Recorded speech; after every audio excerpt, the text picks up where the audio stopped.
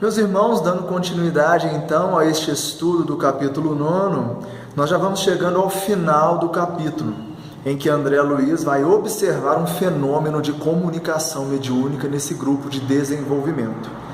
Então, primeiro eles conversam com o espírito comunicante, que fora um médico de alto gabarito na Terra e que iria se comunicar através da médium que ele tinha encontrado melhores condições para fazê-lo.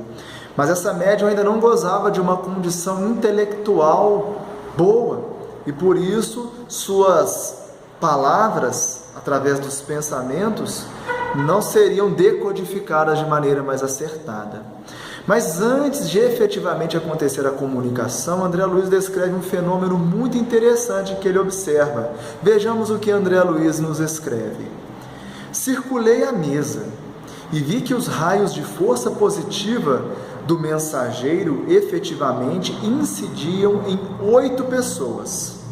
Reconheci que o tema central do desejo formulado pelo nosso amigo, no tocante ao projeto de assistência aos enfermos, alcançava o cérebro dos que se conservavam em atitude passiva, na tela animada de concentração das energias mentais.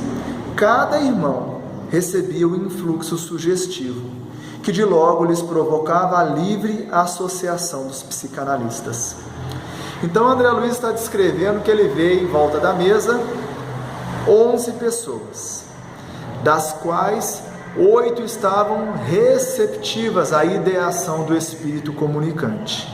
E que mesmo ele se aproximando especificamente de a médium, outras 8 pessoas captavam sua ideia, que era a ideia de estabelecer um trabalho de assistência aos enfermos na Terra. E cada um pintou um quadro particular da ideia que vinha deste espírito especificamente falando. Veja aqui um exemplo prático do animismo.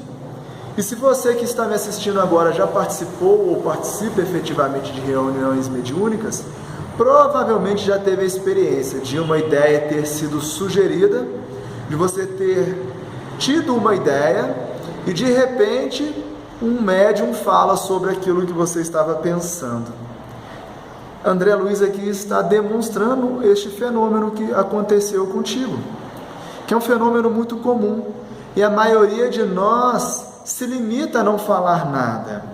E a dica prática que nós aqui podemos passar é, quando essas ideias virem, pegue um papel e uma caneta e escreva aquela ideia, porque isso na avaliação vai ser muito importante. Porque, por exemplo, se os 8 aqui escrevem ou descrevem a ideia, ia ficar patente o conceito mediúnico sob a inspiração.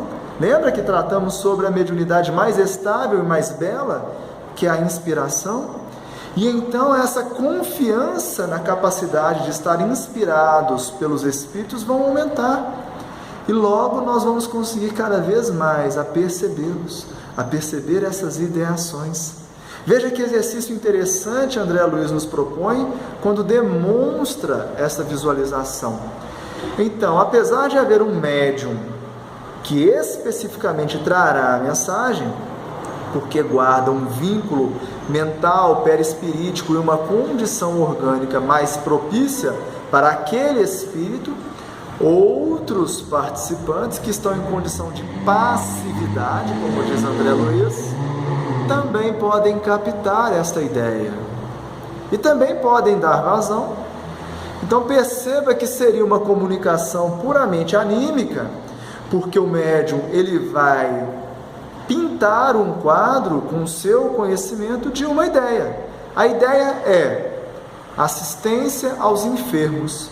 E cada um dos 8 descreve circunstâncias que está no capítulo, e você pode ler e observar, de acordo com aquilo que a assistência ao enfermo poderia ser descrito para ele. Ou seja, todas as 8 informações estão coerentes. 8 informações medianímicas, porque vem de uma ideia do espírito, mas é traduzida com a condição anímica, intelecto, moral de cada um dos médiuns. Todos estes médiuns intuitivos.